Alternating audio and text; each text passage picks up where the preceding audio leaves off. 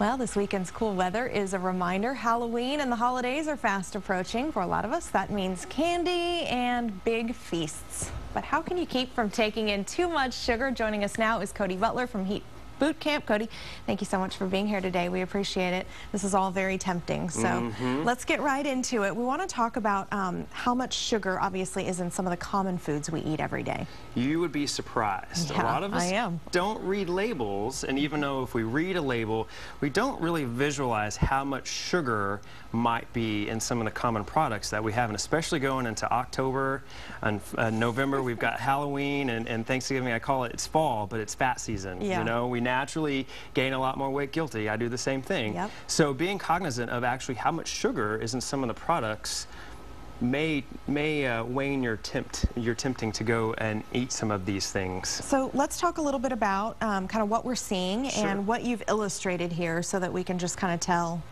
what we're eating and how much sugar is in those things. Before we do, I'm going to have you play a little game with me.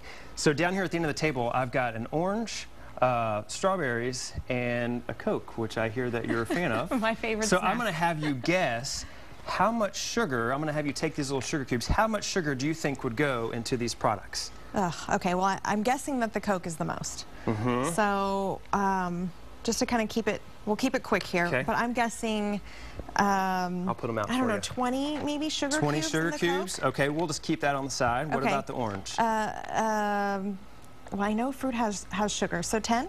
10, okay, we'll say 10. Okay. And what about the strawberries? Are we talking about all those strawberries? Yes. I'll say 10 also. 10 also, okay, good. Well, you know what, instead of putting them out, we'll just kind of come back to that. Okay. So let's go to the barbecue. It's football season. Yeah. We always have barbecue. Eat a lot of it. So looking down here, 2 tablespoons is equivalent to 4 of those cubes, which is about 3 grams of sugar. Wow. That's a lot in your barbecue sauce. Cranberry juice. Lots of parents give their kids cranberry juice, right? That's amazing. Look at that sugar. I mean, that's a ton of sugar going into just this one beverage. Right. Okay. Best thing to do is dilute it. You know, use about half and half or even less than. I usually go for about a quarter if I'm going to have any kind of cranberry apple juice. And make sure it's organic. You got to really watch for the, you know, concentrate levels. So don't let the labels trick you. Really read what you're getting. Right. Skittles, my favorite Your favorite movie theater candy, and every time I do this, I'm like, okay, I cannot have that many Skittles. I mean, you literally have 1 cube per 3 Skittles. Wow. That's a lot of sugar. That is a lot in that little bag. Cheerios, surprising. This is a cup of sugar, well, actually, slightly over a cup of Cheerios, dry, of course. 1 gram of sugar. Wow, that's great. Yeah. And it's a filling snack. Exactly. Yeah. So you can, of course, I use them for snacks, you know, dry, or for cereal, of course, with milk. Power bar. We have a lot of health-oriented bars out on the market that are a little bit deceiving with their packages. So looking at this Power bar, you might never guess that there's that much sugar in it. Right. Okay, now of course you get some nutrients added to it compared to like a Snickers bar, but still a lot of sugar. So really quickly, Cody, how much sugar should we be eating every day? Well, the American Heart Association recommends that we should have less than 15% of added sugar, which is when we're adding sugar to foods to give it taste, into 15% of our calorie intake per day. Okay, so we want to see the results of these. These are Let's pretty common come down to the orange. You'll be surprised on these first 2 right here.